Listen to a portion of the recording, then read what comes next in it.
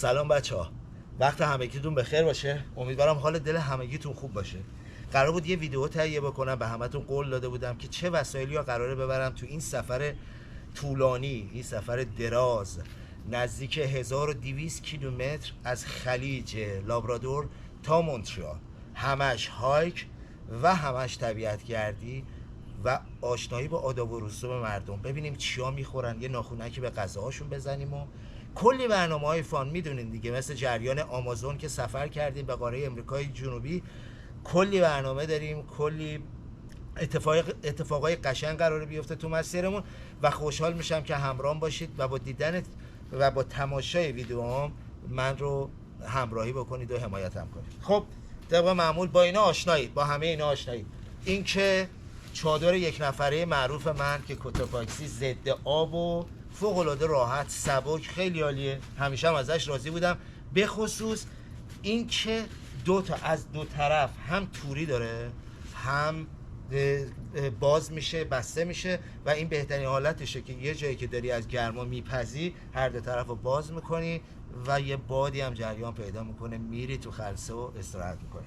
بعدیش هم که طبق معمول اسلیپی بگه، کیسه خوابمه.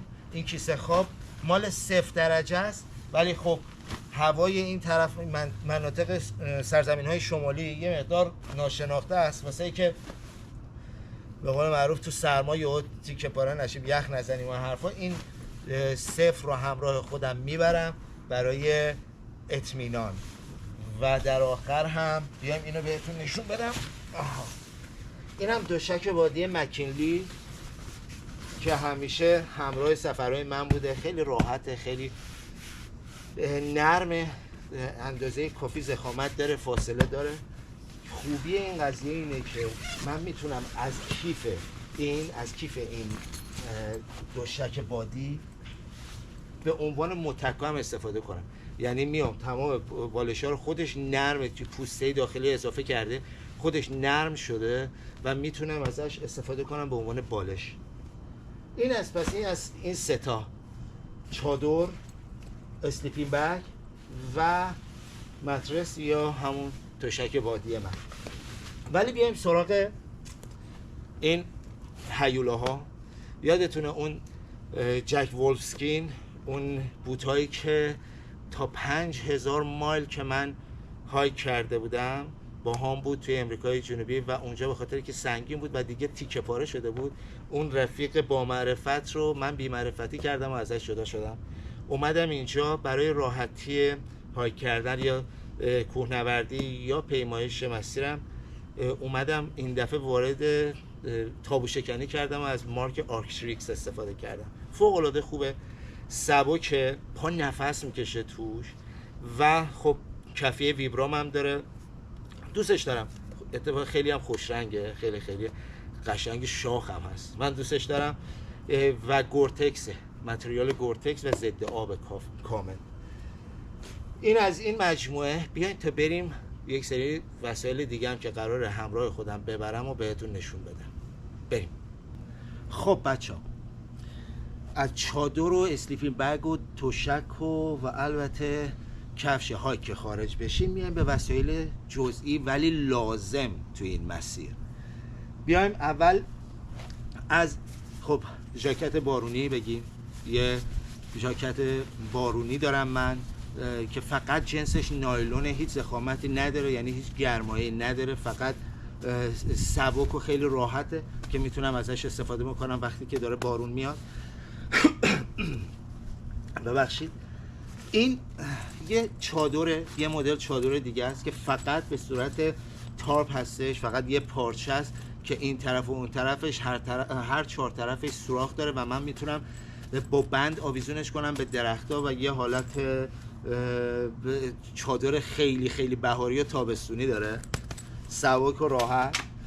بیایم سراغ اسپریامون.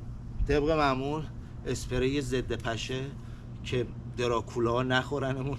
مثل اون سفرهایی که تو امریکای جنوبی داشتم همیشه از این استفاده میکردم که پشه هایی که اونجا بودن نتونن حداقل نیشم بزنن، چون اونایی که دیگه خون میخوردن، خونخوار بودن شدید، مثل دراکولا نیش میزدن. اینجا هم همین طوریه، اینجا هم آب و هواش جوریه که خیلی پشه داره و باید ازش استفاده کنم. اسپری ضد آفتاب، چون از کرم خوشم نمیاد معمولا از اسپری استفاده میکنم. و یه اسپری دیگه بهمون اضافه شده اسپری ضد خرس. تو این مسیری که میام، یعنی هایک، قراره هایک بکنم این 1200 کیلومتر، تو این مسیر زیستگاه خرس مشکیه، خرس سیاهه که یکی که نه وحشی ترین خرس امریکای شمالیه که بعدش میشه گریزلی. حداقل گریزلی هم میشه باشه یکم آروم تا کرده از دستش فرار کرد، ولی خرس سیاه رو میگن وقتی حمله کرد دیگه یا باید بزنی یا باید بخوری، یعنی میاد که بخورده. و بهترین کار اینه که من از اسپریش استفاده کنم موقعی که حمله میکنه. خب حالا روش‌های مختلف داره که حالا من یاد گرفتم، ولی آخرین مرحلهش اینه که برای فریاری دادنش سریع از اسپری استفاده میکنم و اون در میره و من این فرصت رو دارم که از اون منطقه دور بشم. و دیگه بیایم سراغ اوکی کیف کمک‌های اولیه است، از بروفن و آنتیبیوتیک و پماد و باند و چسب زخم و همه چی فراهم، محلول ضد عفونی کننده و همه چی. بیایم سراغ این بچه. این یه آچار مولتی فانکشنه، همه چی داره، از چاقو، اره، انبردست، همه چی. معمولا من همیشه همراه میبرم، شاید یه جایی به دردم بخوره، شاید یه جایی یه وسیله لازم داشته باشم، یه خرابی ایجاد بشه تو وسایلم و مجبورشم از یه آچار مولتی فانکشن استفاده بکنم. طبق معمول اینو میشناسید کسایی که با من همسفر بودن. یه به قول معروف لایتره، یه آتش زنه است که راحت من میتونم بدون داشتن کبریت و بدون داشتن فندک زیر بارون توی هوای مرطوب میتونم آتیشم رو روشن بکنم. بیایم یه بطری آب هایدروپکه که به هیچ عنوان باکتری نمیگیره و من میتونم ازش استفاده بکنم تو طول مسیر. خیلی راحت حمل میشه و دم دستیه و واسه هیدراتی کردن بدنم همش باید آب بخورم که میتونم از این استفاده بکنم. طبق معمول هدلامپ برای شبا که میخوام آشپزی کنم، میخوام مطالعه کنم یا اصلا میخوام راه برم، باید از هدلامپ استفاده بکنم. هدلامپ پتزل استفاده میکنم من معمولا.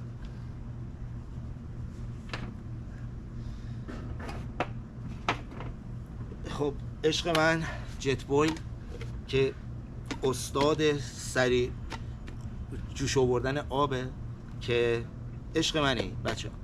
این مثل برق تو 60 ثانیه آب و جوش میاره که من میتونم از این اینستنت میل ها، غذای آماده استفاده کنم، یا چای درست کنم یا کافی درست کنم.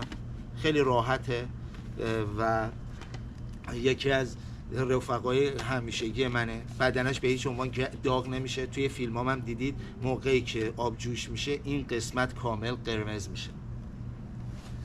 کنار این جت بوی یه شعله کوچیکم دارم که موقعی که میخوام نیمرویی بزنم، غذای گرم بکنم، نونی درست بکنم، یه به قول معروف تخم مرغ خرمایی، تخم مرغ سیب زمینی، سوسیس تخم مرغ، همه اینا رو درست بکنم، اینو روی یکی از این کنیسترهایی که الان بهتون نشون میدم سوار میکنم و روش غذا درست میکنم، باهاش غذا درست میکنم. خب اینم طبق معمول 2 تا کنیستر بزرگ میبرم، 2 تا کنیستر گاز کنیستر بزرگ میبرم، یکی مدیوم و یک کوچیک. اون کوچیکه مال جت بویلمه و کنارش یه یغلبی نظامی ارتشی از اینا که تو سربازی داشتیم، به خاطری که هم خوب سریع گرم میشه، سریع داغ میشه و راحت سبک و قابل هم. و رفیق همیشگی یه فنجون که نه، ظرف، فنجون، لیوان، دوسکوبی، کوزه فلزی که همیشه همراه هم بوده. جای ادویه نمک و فلفل و آویشن که چون من خیلی آویشن دوست دارم و آویشن واسه معده هم خوبه. تو سفر سعی بکنید تو سفراتون همیشه از آویشن استفاده بکنید. خب این مجموعه اینم بهتون نشون بدم. 2 تا چاقو تو ابعاد مختلف تو سایزهای مختلف، یکی کوچیک و یکی بزرگ واسه آشپزی و اگر خدای نکرده یه خرسی یه چیزی گرگی حمله کرد اگه فرصت شد از خودمون دفاع کنیم، از این بزرگی هم واسه سر زدن و کله بریدن. و کنار همشون یه چیزی به مجموعه من اضافه شده به خاطر که این توی آمازون زیاد کار نمیداد، زیاد کارایی نداشت، ولی توی امریکای شمالی کار میده. گارمین اینریچ مینی 2 نویگیتور و SOS کالر، یعنی هم به قول معروف نویگیت میکنه و هم میتونم با دکمه SOS سریع درخواست کمک بدم توی شرایط سخت. میتونم SOS کنم یا با هلیکوپتر یا با هر چیزی میام سراغم و بهم کمک میکنن. خب بچه‌ها بیایم از تجهیزات فیلمبرداری و عکاسی و تولید محتوامون بگیم. شما همتون میدونین من یه عشق خاصی نسبت به گوپرو دارم، همینطور که همین الان دارم با همین ویدیو رو با گوپرو میگیرم. پس تو این سفر یه دوربین اکشن سبک و با کیفیت خوب مثل گوپرو همیشه همراه هم خواهد بود.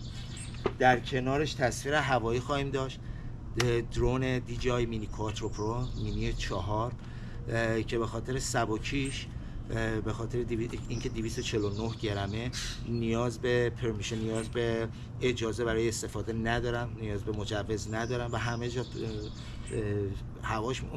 هواش میکنم و فیلم برداری میکنم. خب البته بماند که من اجازه هم داشته باشم خودم هواش میکنم سریع، اجازه هم نداشته باشم سریع استفاده میکنم ازش. در کنارش سپایه سبک و یک گیمبال هوهم، گیمبال مخصوص گوپرو هستش که این هم به من کمک میکنه واسه تراز کردن و البته ویدیو رو بهتر میتونم با شما به اشتراک بذارم و تکون به قول معروف لرزش دوربین رو خیلی کمتر میکنه. البته گوپرو خودش اصلا هیچ لرزشی نداره توی فیلم برداری، بعد دیگه فکرشو بکنید دیگه با هوهم، گیمبال هوهم هم دیگه فیلم برداری کنم دیگه چه شود. خب در کنارش به خاطر که باتریای گوپرو خیلی طول عمر زیادی ندارن، من این دفعه اومدم با 2 تا پاور بانک. یکی پاور بانک ساده است که میتونم تقریبا باهاش 2 ساعت گوپرو یه نفس ازش استفاده بکنم و یه پاور بانک سولار هستش، آفتابی هستش، به خاطر که تو مسیر ممکنه یهو جایی نباشه که بتونم شارژ بکنم وسایلمو، میام از پاور بانک سولار خورشیدی استفاده میکنم که هم خودش رو شارژ بکنه هم قدرتش رو داشته باشه که تمام وسایل الکترونیکی من رو شارژ بکنه.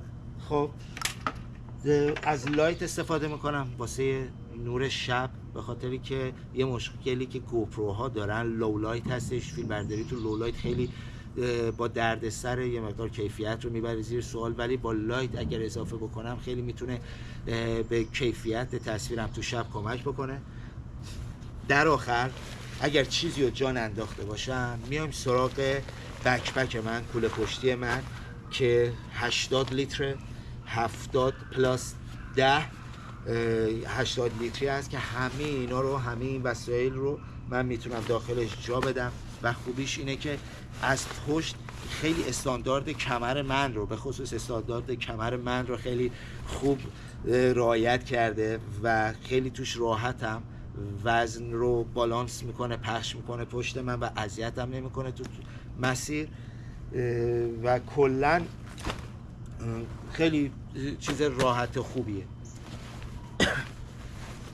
امیدوارم این ویدیو رو دوست داشته باشید، این ویدیو رو دیده باشید کامل، چون چندین بار قول داده بودم از وسایلی که قراره تو سفر همراه هم باشه فیلم بگیرم و معرفیشون کنم. ازتون خواهش میکنم، این مسیر خیلی طولانیه. حالا میگین آقا دیوونه‌ای داری این مسیر رو طی میکنی 1200 کیلومتر؟ نه، اول که خودتون میشناسید که من نمیتونم یه جا ثابت بمونم و همیشه در سفرم و این دفعه تصمیم گرفتم که امریکای شمالی رو در نوردیم با هم دیگه، با شما دوستان.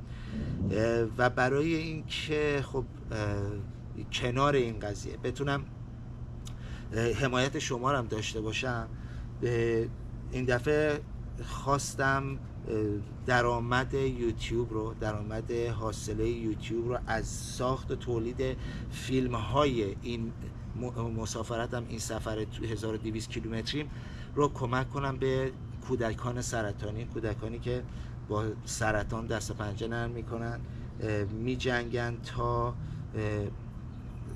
شفا پیدا بکنن، تا بتونن نجات پیدا بکنن، که امیدوارم هیچ کس، هیچ خانواده غم نبینه، همه صحیح و سالم کنار خانوادهشون با دلی شاد، لب خندون و تنی سالم زندگی بکنن. خیلی مخلصم. لطفاً ویدیوهای من رو ببینید. از وقتی من از امریکای جنوبی اومدم امریکای شمالی، نتونستم اون ویدیویی که مد نظرم بوده تهیه و تولید بکنم که در خور توجه باشه، فقط به خاطر اینکه خب آب و هوا یه مقدار استیبل نبود. من از اون گرما اومده بودم تو این سرما و موندم. یه فصلی بود که نه درخت بود، نه گل بود، نه برف بود، نه هیچی. مجبور بودم یه مقدار استاپ کنم و واسه اینکه نخوابه این کانال یوتیوب و اون چیزش رو، اون راندمانش رو از دست نده، مجبور شدم هی فیلم بسازم. و الان ازتون خواهش میکنم تو این ماجراجویی جدید من ازتون خواهش میکنم همراه هم باشید با سابسکرایب کردن کانال و دیدن ویدیوهای من. خیلی مخلصم. وقتتون بخیر باشه. دوستتون دارم.